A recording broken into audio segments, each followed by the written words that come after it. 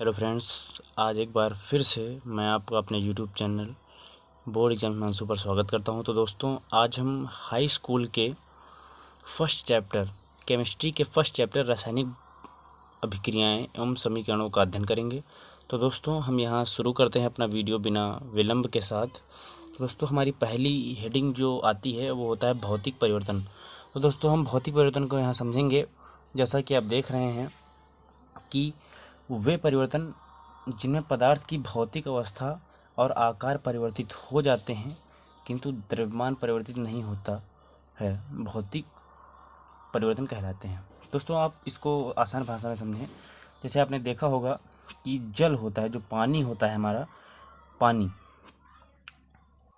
जो हमारा पानी होता है दोस्तों, वो बर्फ़ में परिवर्तित हो जाता है। जब हम कभी देखा होगा आपने कि पानी को फ्रिज में लगा देते हैं तो कुछ टाइम बाद वो इतना कूल हो जाता है कि वो बर्फ़ में परिवर्तित हो जाता है। इसी को हम भौतिक परिवर्तन कहते हैं दोस्तों।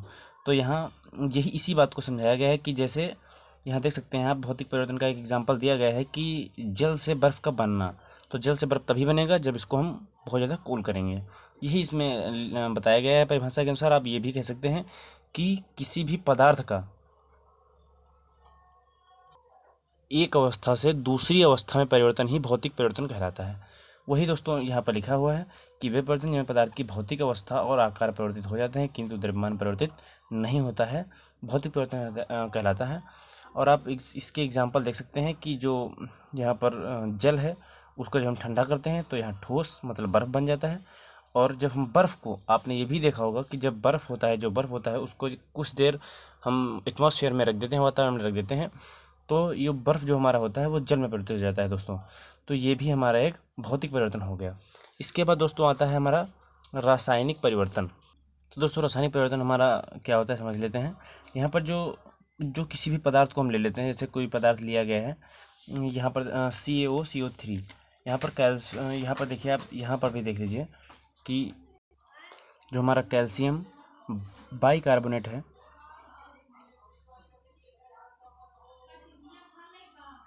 वो दोस्तों कैल्शियम ऑक्साइड था, यहाँ CO3 में टूट रहा है। तो दोस्तों, आप देख सकते हैं कि यहाँ जो यौगिक लिया गया है उसके दो खंड टूट गए हैं। इसमें दोस्तों यही बताया गया है कि पदार्थ में होने वाले परिवर्तन जिसमें पदार्थ के अणुओं का रासायनिक संगठन, ये पदार्थ के अणुओं का रासायनिक संगठन है, अणुओं का रासायनिक संगठन तथा द्रव्यमान परिवर्तित हो जाता है। मतलब जो रासायनिक संगठन है ये परिवर्तित हो जाता है। देखो, परिवर्तित हो भी रहा है, ये देखिए दो खंडों में टूट रहा है। यही पदार्थ के यहाँ बताया गया है कि पदार्थ के अणुओं का रासायनिक संगठन परिवर्तित हो जाता है। तो यही है कि कोई पदार्थ है, इसका दो भागों में टूट जाना, यही रासायनिक संगठन है। और इसका जो बताया द्रव्यमान परिवर्तित हो जाता है। तो द्रव्यमान दोस्तों, जब कोई चीज़ बड़ी होगी तो उसका द्रव्यमान ज़्यादा होगा, और जब खंडों में टूट जाएगी तो उसका द्रव्यमान कम होगा दोस्तों, आप भी जानते हैं। तो यहाँ ये 56 ग्राम है, यहाँ पर देखिए 100 ग्राम है, तो द्रव्यमान भी परिवर्तित हो रहा है। इसी को हम रासायनिक परिवर्तन कह देते हैं दोस्तों। तो उम्मीद करता हूँ समझ रहे होंगे दोस्तों आप दोस्तों इस परिभाषा को भी नोट कर लीजिए, और ज़्यादा परिभाषा पे जाने की ज़रूरत नहीं है, आप चीज़ों को प्रैक्टिकली समझें। और यहाँ देख लीजिए कि एग्जाम्पल क्या कह रहा है। ये एग्जाम्पल, कोई पदार्थ है उसका टूटना, ये हमारा क्या कहलाएगा, पदार्थ का अणुओं में टूटना, और इसका जो द्रव्यमान है वो भी परिवर्तित हो रहा है, ये हमारा द्रव्यमान परिवर्तित होना कहलाएगा। इन्हीं दोनों चीज़ों का अध्ययन करना ही रासायनिक परिवर्तन कहलाता है दोस्तों। इसको चीज़ों आसानी से समझ लेते हैं, और परिभाषा तो हमारी अलग की बात है। अब दोस्तों जो हमारा आता है वो है रासायनिक अभिक्रिया। दोस्तों, इसमें देखा होगा आपने कि केमिस्ट्री के अंदर रासायनिक अभिक्रियाएँ ही बहुत ज़्यादा होती हैं। तो यहाँ पर देख लीजिए क्या हो गया कि रासायनिक अभिक्रिया होती क्या है। जैसे कोई भी अभिक्रिया लिखिए, जैसे आप समझ लीजिए कि यहाँ H2+O2 लिखा हो और यहाँ H2+O लिखा हो, तो यहाँ पर हमारा H2O बन जाता है, मतलब जल बन जाता है।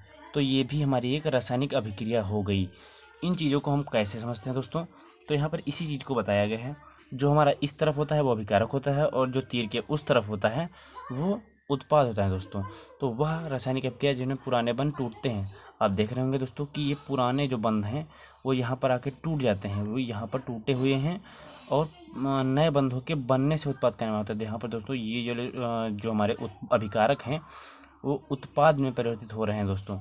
तो इस चीज़ को ही हम रासायनिक अभिक्रिया कह देते हैं दोस्तों। तो यहाँ आप इसकी परिभाषा सिंपली क्या लिखेंगे कि वह रासायनिक अभिक्रिया या क्रिया जिसमें पुराने बंध टूटते हैं तथा नए बंधों के बनने से उत्पाद का नाम होता है रासायनिक अभिक्रिया कहलाती है दोस्तों। आसानी से एक एग्जाम्पल नोट कर लीजिए, H2 + Cl2 = 2HCl। ये जो 2HCl है इसको हम हाइड्रोक्लोरिक अम्ल कहते हैं दोस्तों। तो उम्मीद करता हूँ समझ रहे होंगे। इसके बाद जो दोस्तों हमारा आता है वो हमारा रासायनिक समीकरण होता है। अब दोस्तों हमारे रासायनिक समीकरण जो दिया गया है, रासायनिक समीकरण क्या है दोस्तों, इसको समझ लेते हैं। यहाँ पर आप देख रहे होंगे कि परिभाषा क्या चीज़ लिखी है, इसको परिभाषा को समझने की कोशिश करिए। यहाँ पर लिखा हुआ है कि किसी रासायनिक अभिक्रिया को उसमें भाग लेने वाले तथा बनने वाले पदार्थों को उनके प्रतीकों अथवा सूत्रों द्वारा प्रदर्शित करने पर जो समीकरण प्राप्त होती है उसे ही रासायनिक क्रिया कहते हैं दोस्तों। बहुत सिंपल सी बात है। आप जैसे यहाँ पर एक कार्बन ले लीजिए और यहाँ पर ऑक्सीजन ले लीजिए 2 के फॉर्म में, तो यहाँ पर हमारा CO2 बन जाता है। तो ये दोस्तों ये कार्बन का प्रतीक है और ये ऑक्सीजन का प्रतीक है, मिलके हमारा कार्बन डाइऑक्साइड बना देते हैं दोस्तों। तो ये इसमें यही बात बताई जा रही है कि किसी भी भाग लेने वाले अभिक्रिया में भाग लेने वाले पदार्थों को उनके प्रतीकों द्वारा प्रदर्शित करना ही रासायनिक समीकरण है। तो इसी चीज़ को सिंपली दोस्तों समझ लीजिए और ये जो हमारी समीकरण है या जो हमारी ये परिभाषा है इसको नोट कर लीजिए दोस्तों।